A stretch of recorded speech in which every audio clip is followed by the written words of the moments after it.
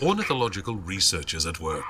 When the cranes arrive, it's up to Günther Nowald and his colleagues to keep count of them every day. They want to see if these birds are changing their migratory patterns. More and more cranes are coming to spend the winter in Germany.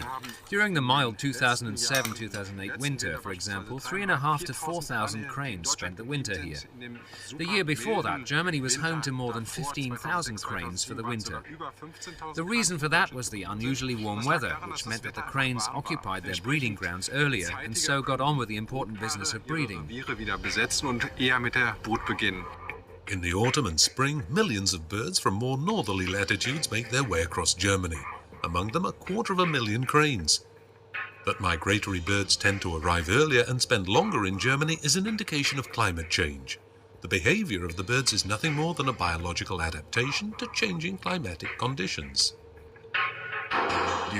The ornithological world is changing, demonstrably and dramatically.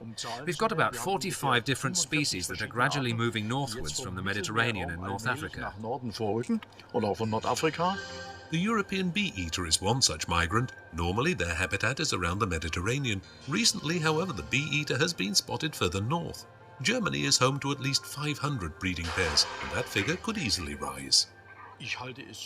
It's no longer ridiculous for me to say that in 50 years' time, Germany could be home to flamingos, and that these trees could provide a nesting ground for at least 3 different species of parrot. In fact, our climate is changing so fast that we're closer to that state of affairs than people might think. To scientifically prove this change, the researchers need to carry out a sort of bird census every year, following a strict set of rules that hasn't changed in decades. When first caught, the bird is fitted with a ring imprinted with a number. In the event that the bird dies, this ring acts as a form of identification. Ornithological institutes around the world recognize the system of bird ringing and log any birds they come across. In this way, scientists can track the movements of a given bird, and so a picture is being built up of the changing migratory patterns of birds. Birds are by far and away the best natural indicators we have for monitoring climate change.